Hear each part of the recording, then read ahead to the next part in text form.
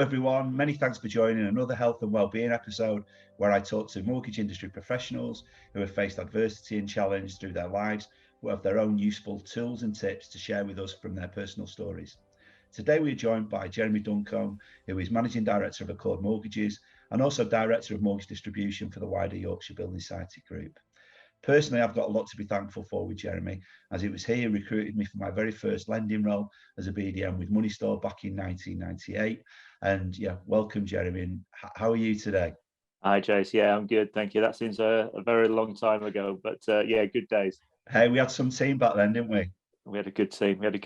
Yeah, we had a really good set of people. If you put those together now, we'd make a good bunch. Yeah, well, yeah, it's interesting to see how everybody's progressed so nicely. So just to set the scene for today, so during the next 45 minutes or so, we'll run through Jeremy's journey through the last 25 years in financial services and really reflect on the part, JD's family has played supporting his career ambitions. And, as part of this series, all our interviewees volunteer to be available for conversation. So, anyone who is listening, who is maybe struggling with their mental health and maybe would like to reach out and have somebody to talk to, then details will be made available at the end of the actual end of the broadcast. So to start with, obviously a Leeds boy born and bred, and interested to understand what did your career look like as you left school? So what was the first job you did, maybe post school and college? Yeah. So apart from working in Morrison's sweeping floors, which was while I was still at school. Now, I guess I had some choices at 18. I did my A levels and then had university sort of places that I was thinking of going to, and none of them really floated my boat. I didn't really know what I wanted to do or to be. So like most people, I decided to get a job in financial services to tide me over. I got a job when I was 18, having done my A levels at the Halifax Building Society in Leeds, just working in a branch until I found out what I wanted to do. And as you said, 25 years plus, I'm still deciding what I want to do, and this is where we've ended up. But working in a building society branch at the Halifax in Leeds. Can you remember the name of the person who first recruited you, first hired you? I can, yeah. He's an old traditional branch manager called Mr. Whitaker, and I remember, and this is how it was in the day. And you talk about how you get jobs, but my first job was because I played cricket, and he was a massive cricket fan, and the first question was, what do you do in your spare time? We never talked about anything else. And I got the job off the back of playing cricket. So, I guess Mr. Whitaker, I owe a lot to him. He won't still be around, but he brought me in many, many years ago. And what did those first few years actually look like working within the Halifax? Because I can imagine quite a tight structure and framework to work to, but lots of learning, lots of opportunity to gain knowledge quickly. Yeah, I love the branch. I really enjoyed the different variations of working on the counter and speaking to customers, and I think quite quickly that was something I really enjoyed, the customer element of things.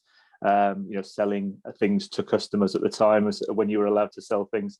That really, I really enjoyed that, and then fairly soon, a couple of years in, Halifax moved into an administration centre structure where they moved everybody doing admin jobs.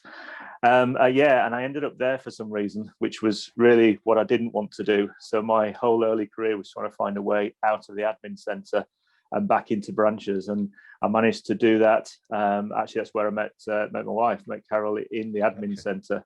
And I do say that that was my best career move, because we got together while we were there, and we couldn't work together.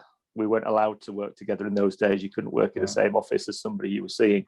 So I volunteered to go and work back in sales again in a branch, and which is something I desperately wanted to do. And again, things, right time, right place, and it helped me for the future. So I moved back into branches, then started doing mortgages. And then after 3 years, decided I wanted to do mortgages full time, and got a job with Whitegates Estate Agency as a mortgage advisor in their offices in Huddersfield, and became a mortgage advisor. Wow. And how did that go? Because obviously very different to an admin role. How did you find adapting to sales and I suppose customer interaction? Yeah, I mean that was what I enjoyed. That was what I was good at the time. and therefore it went well. Yeah, I was successful in that, and became one of the most successful advisors in Whitegates. And yeah, that was my early career, just trying to aim to be one of the top advisors, trying to aim to be successful. And at that time, it was about income and trying to earn what I could. And then I suppose it changed when we got more serious and started talking about getting married.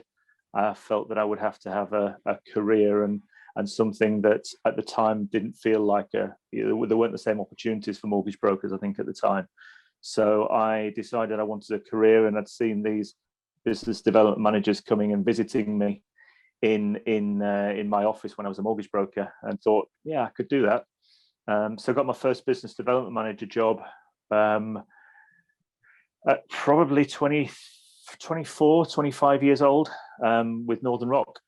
Okay. And then it went from there. So yeah, working through business development in various lenders, and progressing through there. So yeah, it was a move, really. The career move was moving from being a mortgage advisor to being a business development manager, which became much more corporate, and progressed my career from there.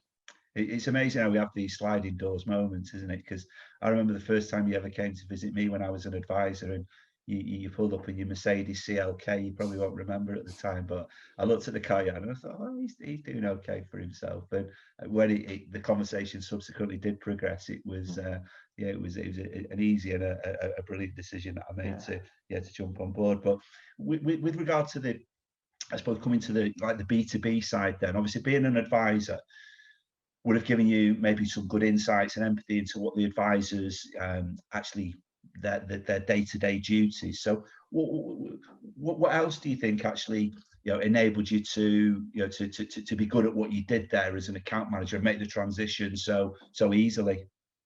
I think that's an important thing, Jace, when you talk there about having the experience and understanding roles. Having been a broker, I understood what a broker wanted and what a broker needed from a business development manager. So when I became the business development manager, I sort of looked at it from the other side. What would I want if I was the broker?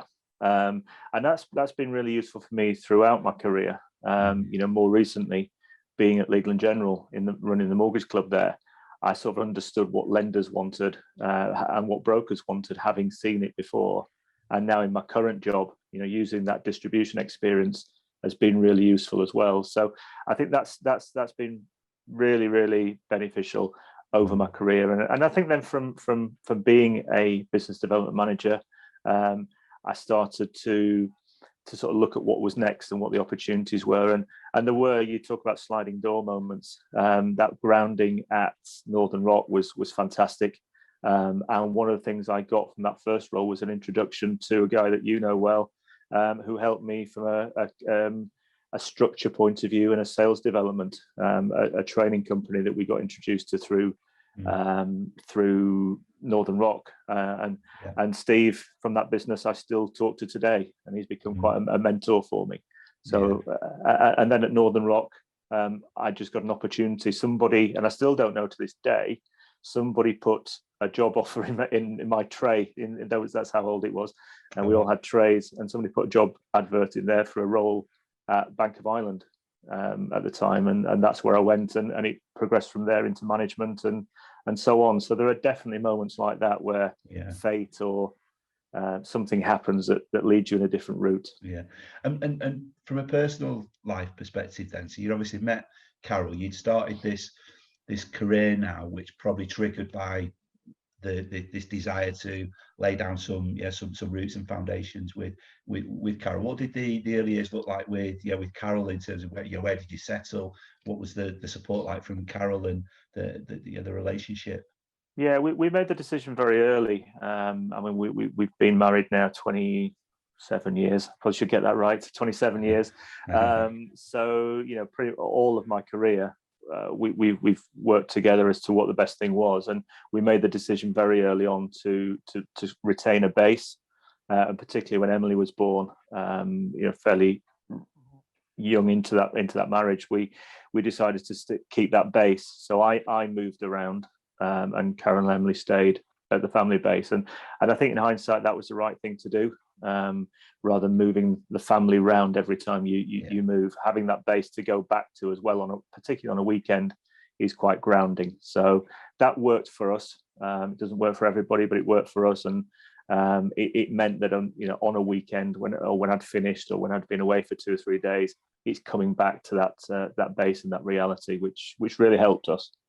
So it made, I suppose, the work-life balance was a little bit challenging and maybe a little bit different to maybe what the traditional work-life balance looked like. But when you were at home, you were present, you were in the moment, you could allocate the time. Because I think one of the themes that's run through some of the other conversations we've had has been, trying to get this work-life integration. I suppose it can be difficult at times to be, you're there in body, but not necessarily there in mind. So you were able to have some real disciplines around that. Yeah, and I think when I've been away all my career, pretty much, ironically, apart from the last 12 months. But for the rest of my career, the vast majority of it I've spent 2, sometimes 3 nights a week away. I think the worst part was actually when we were together back in the platform days, when we were in London for 4 days, 5 days a week, because of trying to support the wider business, and that was tough. When you're away 4 nights a week every week, that's really difficult. But generally, I've been in control of that, and I've been able to work on 2 or sometimes 3 days a week. But what you do find, or what I find, is being away, that's when you get your work done. So when you come back on a Thursday or a Friday, the weekend is your own. And so you work hard during the week and get everything done, and the weekend is your own. So that's the balance that we've struck, which has worked. And I know at times when, because we were kind of living maybe parallel lives at that time, but there was times where I almost felt guilty if I'd been away for 3 nights. The Friday afternoon would come and I'd feel a little bit guilty if I was collecting one of the kids from school or I was going to a parents' evening. I look back now and I just think how ridiculous it was, considering the 14-hour days that I'd maybe had earlier on in the week. Did you have a similar kind of struggle at times? Yeah, and I think in currently today, there's a huge amount much more flexibility. People really do value that time with their families, and I think that's one of the really positive things that's come out more recently. People are able to talk more, they're able to share their feelings more, they're able to take that time, and I think most employers, most bosses would support that. At the time, it is more difficult. You come home and you think, I'm dropping the little one off at school at 9 o'clock and I should be working. But no, I think it's much more easy to do that these days. Yeah, and as you touch on, the last 12 months, we're going to have a different landscape as we move forward, and there's lots of positives when it comes to that flexible working patterns and working environment where you people can give the best, but there be a real broad flexibility to it. So I think there's some there are certainly some positives, aren't there? And what about so you mentioned Emily there. When did you actually decide to start the family? So we've been married sort of 18 months or so, and we thought the time was right. So we were both relatively young, so we chose to have her fairly young, and that means now we're in our 50s. She's 25, and so we sort of been through all of that fairly young, and we consciously chose just to have one. And I tell Emily every time I speak to her, it's because she was so good when she was little, we couldn't have another one that was as well behaved. So we were lucky. She was a very well behaved little one, and has been part of our last 25 years.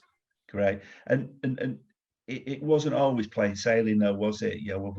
I know it came out of the blue to me that I heard that Emily was quite poorly. So do you mind just sharing how that had an impact? Because again, I know it would have knocked people sideways, and I'm sure it did the same for you. But can you just touch on that for us?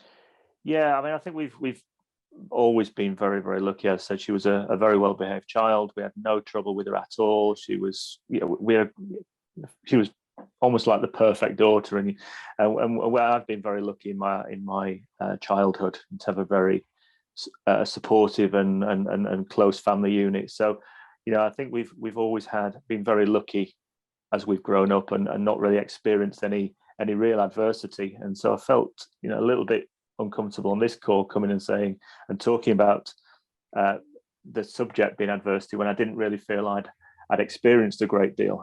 I have been very lucky throughout my life and my career, health-wise and everything. So I think, it was an absolute shock at 15 years old, with a little girl who's been healthy all her life, that she found a lump in her neck, just randomly when she was 15 years old, and we thought nothing of it. And to the point where, and again, I still look back on this one, that the day that she was diagnosed, I was down on the south coast at a conference, at an event, and I knew she was going to the doctors, but it was, the doctor said, no problem. Look, one of those things, it'll just be growing pain, whatever it is. And none of us thought anything of it. So to get a phone call from my wife, and in tears, obviously, just saying that she'd been diagnosed with Hodgkins lymphoma at 15 years old, out of the blue, when we were 300, 400 miles away from each other, was just a complete bombshell. And that was us for the next 2 years, really, trying to get Emily better, and just going through treatment, going through her getting better, and then it coming back 6 months later. And I think that was the real kicker for us. These things happen, and Emily had dealt with it brilliantly, and we'd gone through treatment. She'd gone through treatment bravely for a few months, and they'd said, this is one of the, if you're going to get cancer, it's one of the better ones to get. You're young, you're healthy. So when she got the all clear, we thought that was it. Went back to normal, started to recover everything. She finished off her exams, did really well in her GCSEs, and then a couple of months later found another lump, and it was back, and that was, I think that was the real kicker. Wow. And things changed at that point, where you said, oh my God, this is serious. So poor thing, she had to go through it all again. Wow. She went through it all again for another month, but this time more intense, obviously more intrusive, and harder to deal with.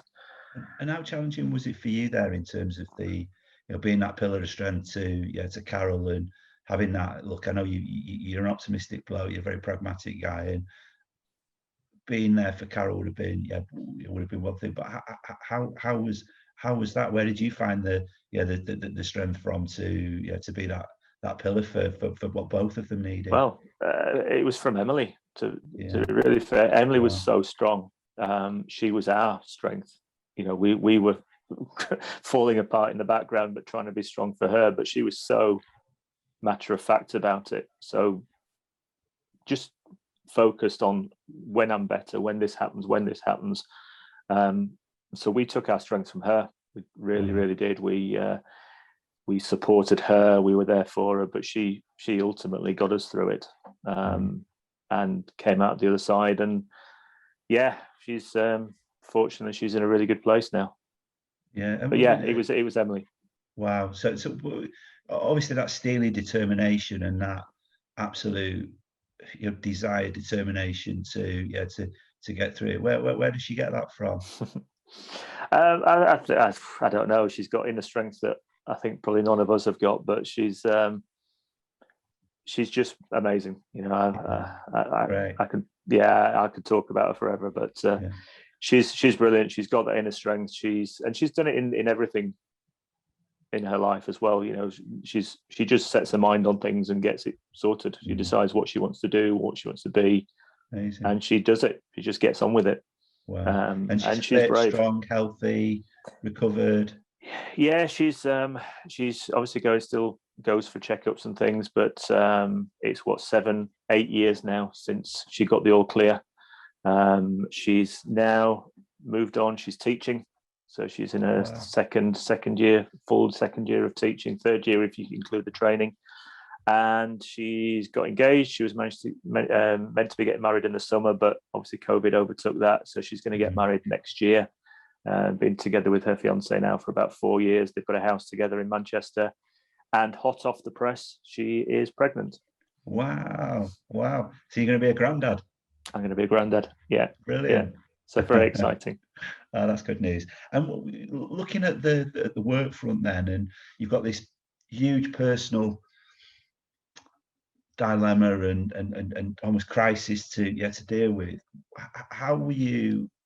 How supportive was work at the time? So where were you working at the time? How were your colleagues and the people you were working alongside? How supportive were they in helping you get through it? Yeah, they were brilliant. I was at Santander at the time, and they were just everything you could hope for. Right. The team around me, everybody who was in the business, the management, we're all really, really supportive. They, just whatever you need, and they just stepped up brilliantly. Wow. And I think it was really interesting. There were people in that business that you wouldn't expect, who on the face of it were really sort of hard, business focused. Somebody you sort of really didn't think had that level of empathy and compassion. And actually, they really surprised me. The people who just came and sat down with me, and I think that was the bit that you really sort of appreciate, was when people spend time to just sit down and ask how you are. Yeah. You might not want to talk, you might not want to share, but I think knowing that people are there if you need them was really important for me. And they were brilliant. I couldn't have asked for any more. Yeah, and you know what? As we've done this series, there's been a bit of a theme there. And I think chatting to Monty recently, Andrew Montlake, it was clear that him offering to be there for to have conversations was one thing, but actually reaching out and having conversations about sometimes difficult subjects was something that he really encouraged, and he did himself. And the irony was, his brother he saw as being a real closed book, whereas Andrew found it quite easy to actually express and share. So there's certainly a theme there. And then just coming back to the career just before Santander, then, so you've moved into that Bank of Ireland environment, and you've got a new set of colleagues, a new set of learnings. How different was it to where you'd been previously, and how was the journey at Bank of Ireland and that? Yeah, so I think that set me off into the more entrepreneurial side, the more fast-paced world. I learned a lot at Northern Rock, and that was my grounding. And I think that corporate organisation really helped early on in my career. And then putting that into practice with a more fast-paced business, which off the back of Bank of Ireland, I met Peter Beaumont, and Peter was my boss. Peter recruited me into Bank of Ireland and then left fairly quickly afterwards. So I'd only been there 10 months, and Peter asked me to go with him to Money Store at the time, one of 4 salespeople who helped kick off Money Store. So again, that was really quite exciting, getting in on the ground floor of something. And I think that was something I really enjoyed, being part of something, setting something up, going in for the first time to build relationships with people that we didn't know. And that was really quite exciting. And that led on to, in the future, things like platform growing, and then moving to Advantage, which is a very similar setup from the beginning of something, again, which I really enjoyed. So it's those sort of things which I think have given me the drive to get involved in relatively new things, get cracking, and then and try and build something. Yeah, and how did you consider the risk there? Because obviously there's an inherent risk, isn't there? So you've got Carol, and you've got Emily, and you've got a young family, and you've got this. You've decided this is the career for you, but actually jumping from what is even a slightly faster paced corporate environment, that Bank of Ireland was, into a brand new environment that did have some risk. How did you kind of balance that out in your mind? Yeah, because I mean, I'm not naturally a risk taker. I am relatively cautious when it comes to making decisions. So that felt like I was trusting a person and following that person. And I think that's sometimes what you have to do. You have to get comfortable with either the proposition or the person. And I certainly wouldn't recommend people moving for money or for title. They're very short-term things, which might look good for the time being, but are certainly not the reasons to move. If you really passionately believe it's the right thing, and your heart's in it, and you're going somewhere with somebody that you can work with, or you're going somewhere with somebody you know you can trust, or a business you can trust. So again, most of my career decisions, other than out of necessity, have been either with people I trust or with businesses I trust. Yeah. And that's really important. I think when you first introduced me to Peter, he was his usual enigmatic self, but he said to me, if you call me mate once more, then you won't be getting your pay check at the end of the month. So that was a sobering thought. That I never called him mate ever again, let me tell you. And as you progressed through that specialist space, then, I mean, at the time, the period was a very exciting period, wasn't it? I know we've seen cycles in the marketplace, but you probably want 98, 99, 2000, 2001 at this kind of time. So it was a very buoyant marketplace. Where were you taking your learnings from? So obviously Peter was an influence around you. Were there any? You mentioned Steve before, who we both know well. Were there any other like influencers that you took key learnings from? I think you look out into the market as well, and there's entrepreneurs in the business. There are some firms and individuals that you think, I really sort of like what they're doing. I think their model. So you pick and choose. If you're exposed out to a wide range of people, you pick the attributes, and it might not be one person. It might be attributes from a person. There's 80% of that person that you sort of, I'm not sure about them, but the 20% there are really, I can take something from that. And so I think you just pick up really good attributes from various people, or actions, or the way that people hold themselves, or the respect that people have got for them. So I think you are ultimately, the longer you're in the business, an amalgamation of lots of different people. But it comes back to certain people that do really you hold in high regard. And we sort of talked about Steve Tarr. We've talked about others in the industry, but I think going forward, it's people like Stephen Smith at Legal and General, Charles Canning at Yorkshire Building Society. People that you would bet your house on. Really supportive, quality people who you would desperately want to go and work with. Yeah. And what type of leader are you? Because obviously I know we've worked together, and there was always there was an absolute efficiency, and never needed to ask you twice for if there was something that was required. So you mentioned about the 80-20 there, and there was absolutely learnings I took from you in terms of your organization and the way you actually dealt with people at times. But what type of leader did you think you were for those around you? It's probably easier for you to tell me, but hopefully somebody who can get stuff done. So give me a task and we'll get on with it, and we'll deliver it with a decent sort of strategic idea of where we want to get to, but then building a team around me of people who are different to me, who can complement. And I think giving people responsibility, giving them the confidence, and getting them to really develop as individuals.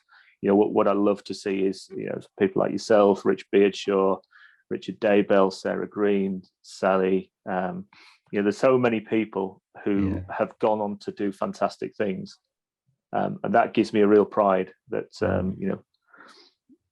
I've been involved in some way in helping people get to a certain place. I think that hopefully having a decent direction, organized, portraying things in a certain way, and trying to get people to buy into a message, and then helping them develop themselves. And I would hope, if that's the case, then I'd be happy with that.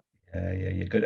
And when do you think you've actually been at your happiest from a professional perspective? Obviously, Accord are doing great things at the moment. I know you're just back in the marketplace with a 95% deal yesterday, but when do you think you've actually been at your happiest? Maybe present time aside, when were you at your happiest, and why was that? Yeah, and I think the present time is one of those times. I'm really enjoying it at YBS. There are constant changes, and I think that's something that really motivates me. Continuing to evolve something and develop it, and you can see the next stage in that. And I think we're down a route within YBS where there's still things that we can do more of, but we're doing great things. So I'm loving it at the moment. building up the wider distribution team that I've got now has been another challenge for this year. So that's something new, and I enjoy new challenges. So really enjoyed that. We've got a fantastic team in YBS across both the direct YBS team and Accord. So really enjoying that, and that certainly is one of those, looking back, that I'll reflect on being one of my favourites. I think other times, certainly the L&G days with Stephen early on, and Ben was there as well, Ben Thompson, and I loved that. Some great people in there, the L&G team. So the early few years of that was fantastic, and certainly the Advantage days as well with Keith and Simon, and setting that up as a lender and getting to market. Really enjoyed that. And again, I talk about early days, but all of platform, but things happening all the time and evolving, just new challenges. Yeah, so you really have covered all bases in your career. I think if you look at that initial administration and advising, working in both the lender space, the distribution space, and so it really is all bases, all bases covered, covered there. What does the future hold? So you're obviously loving what you're doing at the moment at YBS, Accord, as you've said. What does the future hold in terms of the professional side, and then also the personal and the family side with Carol and Emily? You mentioned obviously being a grandfather, etc. But what does the future hold in both those areas? Oh, who knows? I think I've probably got past trying to predict. When you say I want to be here in 3 years or 5 years or 10 years, I don't think you can do that. My view is that you put yourself in as good a position as you can. You try and be as successful and as do as good a job as you can, and then things will come to you. So I try not to plan too far ahead. All I'm saying is that I'm really enjoying what we're doing at YBS. I think there's a lot more we can do over the next few years there to continue to evolve that.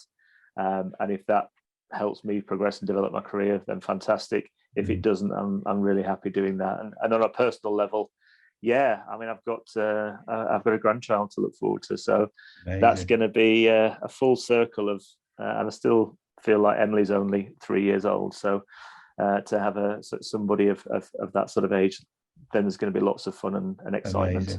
Amazing. And what about just going back just really quickly to I suppose the time when Emily was poorly. What kind of advice and guidance would you give anybody who's listening to this broadcast who's maybe got somebody poorly around them? What hints and tips would you provide? I think it's really difficult. So everybody's different. I think we've found in the last 12 months, what's been interesting, I think, the last 12 months, we're all in the same boat. We're all affected by the same thing. And that's really rare. Normally, somebody finds a situation and they come across it in a certain way, but nobody else is affected by it. What we found in the last 12 months is everybody's affected by the same thing, but in very different ways. So I think trying to give generic advice or tips can be a bit condescending. It's not, I can't say this will work for everybody else. All I can say is what worked for me. And I think the last 12 months we've seen, people who react to this really positively and have actually thrived during the last 12 months. They've had a much better work-life balance. They've been able to do stuff with family that they could never do before. They've lost 2 hours a day of commute and been able to turn that into so some really positive stories come out in the last 12 months. Yeah. But equally, there's lots of loneliness. There are people who can't see their friends and family, not being able to hug their parents, grandparents, children. And a lot of people have been affected by sickness and illness and lost loved ones. So there isn't an all one-size-fits-all bit of advice. For me, it was people being there for me, but not being overbearing. So, I am relatively private. I don't share a lot of things with people, but there are people who I share a lot with, if that makes sense. So there aren't many, but those who I do trust and I'm close to know me very well. And so for me, it was just people being there, asking, and I did find that really helped. Even if I didn't want to talk to them, just asking and saying, look, if you do want help, I'm here. That was really, really useful. So I think those sort of things, just making yourself available to other people. If you see somebody who is struggling, asking the question and being there and spending the time. I do think in the last 12 months, we've because we're not seeing our friends as often, you do have to make the effort. So even if it's just a random text or a phone call or a quick, can we catch up for a Zoom pint? That's just remembering to do things like that. Yeah. And have you found your closest and nearest of you, have you found that actually happening more and more over the last 12 months in terms of reaching out and having those conversations? I suppose it has been, I don't think we need to use unprecedented as a word too many more times, but it's certainly been unusual. And have you found that people have been reaching out more so over the last 12 months than maybe in previous periods? Yeah, and I think from a team point of view, if you bring it back to work, it's been a different relationship with the team, but I think in a lot of ways we've got a lot closer. I think we had a really good team dynamic, but because everybody's in it together, there is a lot more stuff that we're doing that we wouldn't have done before. We're seeing each other more, bizarrely, albeit it's on video, but we're actually talking more and seeing each other more than we were before. And that's been one good thing that's come out of this. And from a personal point of view, there are friends I'm seeing more than I was seeing before because we're talking more. It's all on Zoom. But I do think people have realised that interaction is more important than ever. And it's not transactional. It's not just sort of saying hi to somebody. It's having proper conversations and spending a bit more time. Yeah. So I think the takeaways there are very much about that communication piece, isn't it? So being there for others and just articulating yourself to those that are closest and nearest to you. And making time, I think that's the bit. It's very easy when you don't bump into people to forget, and particularly those who are either on their own or don't have that many people that they can interact with, aren't living with family, don't have partners or children or whatever around them. Just take the time, step back now and again and remember, who shall I text, who shall I ring, who shall I put a quick WhatsApp out to? Yeah, and I think sometimes we probably also need to have some disciplines around us, don't we? And I know, again, I've spoken to in previous conversations around, it's easy to work longer hours at the moment, isn't it, Jeremy? You can get to your desk at 8 o'clock and leave at 8 o'clock. We've always got work we can be doing, and it's the cross we bear. But ultimately, having some core disciplines through a day, so you just do stuff, whether it's having 10 minutes to speak to Carol at lunchtime whilst you're having a sandwich, and it's I don't always practice what I preach, and sometimes I'm guilty of not, I suppose, delivering on those disciplines. What are you like with those? Are you the same? Or are you able to have like 12:30 cut off, so you force yourself to have a sandwich, you force yourself to have a conversation which is non-work related? Yeah, it's easy to say, isn't it? I think we all know what we should do. I do tend to try and get out and do a bit of exercise before I sit down, because you're right, once you sit down at your desk, you walk across the landing and you go and sit in your office. It's very easy to be there till 6 o'clock at night. So I tend to try and go out beforehand, do something before work. And then get up and just go make yourself a cup of tea. Go put the washing on. something benign like that, but just get out and do something. But as a team, what we've done a lot more of is pledges around what we're going to do each week, and hold each other almost to task. And it doesn't have to be exercise, because not everybody's into that. And again, we've got to make sure that it's inclusive, and that we're not just saying, well, why aren't you running? Why aren't you taking a 10-mile walk every week? And a lot of people, so we've launched a Thursday night music club within the team, and really what we say is every week we'll get together, one of us will recommend an album, and we'll all promise to have listened to it and then discuss it the following week. 2 albums a week. It's really nice. It doesn't involve running, doesn't involve exercise. Anybody can do it, and we see some bizarre music taste, which also is quite fun as well. Are you not leading? Like that. Yeah, are you not leading away with some, I don't know, dodgy 1980s house garage classics? Yeah, we did have somebody who brought a punk band called Rancid. Oh, nice. So that was their first choice, and yeah, that was interesting. But actually, a Wow. lot better than it sounds. Oh, really?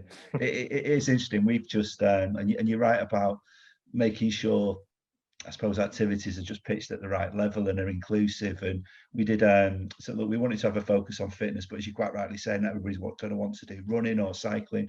So we just had a step count in the February month. So it was Get Fit for February. But I think, as a collective unit, we actually managed to walk over 5 million steps. So, we have got this, this focus on mind as the charity and our cause as we go through this year, and delighted to be supporting them, but just holding even the smallest of activity to the largest of activity is just. It just delivers lots of positivity within the team and the environment that you actually work in. And what does, so look, there's light at the end of the tunnel now in terms of us being through this this latest lockdown. The vaccination program is going fantastically well, so we can be optimistic and positive. How do you see the how excited are you about what that looks like in terms of the team and that ability to be able to interact and take things beyond this this virtual world, which I know you said has worked really well, but how excited are you about what the what the next 6 months, 12 months come? I think we're all excited about that. It's some of the conversations around that first team meeting when we can all get together in the same room, the first industry event, that just the fact we're going to go out and see some people who become friends. We've been in this industry a long time, and a lot of the people in the industry I would class as friends. So when you don't see your friends for a year, you certainly lose something. And I think those relationships with brokers will benefit as well. We've done our best. We've spoken to brokers over the phone. We've spoken to brokers over Teams and had those meetings. But there's nothing better than getting back out and building those relationships face to face. So I know the team are desperate to get back out there. We're really looking forward to it as a business to be able to go back out and get our BDMs on the road again.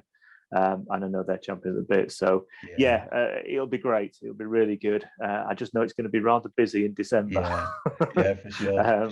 Quarter 4 looks like events and roadshows and all sorts of stuff going on. So it might be challenging in a different way for quarter 4. Yeah. When's Emily's baby due? So that's obviously going to be a big month for you. Yeah, it's the same day as the IMLA dinner. Oh, wow. Wow. So 16th of September. So we'll have to see. They don't always land on the same day. So let's see how that goes. But yeah, end of September. Amazing. But as you said earlier, it's amazing how this circle of life actually goes. So, in the working environment, we know we've got various cycles, but that circle of life is incredible, isn't it? So, having had all the the trauma and the challenge, as you touched on when Emily was 15, to actually be here now and have the blessing of a grandchild, it's just just fantastic news. So I suppose to summarize, look, it's I think the theme that has come from the conversation is just that importance and how crucial it is to communicate, articulate, and be there for and be there for others. So reaching out, having conversations is absolutely pivotal, and having a real identified of almost mentoring of people around you is also something that you've had as you've gone through your professional journey, and I'm sure you're there to mentor others now as they go through their journeys. I know you're a big help for me, but look, I appreciate you taking the time to spend with us today. I know how busy you are, and we're really passionate about this campaign and raising the health and wellbeing and certainly mental health in our marketplace and our sector. And I'm sure by you participating today, I'm sure we'll get a good audience, and there's some brilliant hints and tips of that people are going to be able to take away. So I really appreciate that. So many thanks for your time. Thank you. No, really good to speak to you, and worthy campaign. So anything that I can do is a small step, but hopefully useful. But thank you. Thank you. Thanks.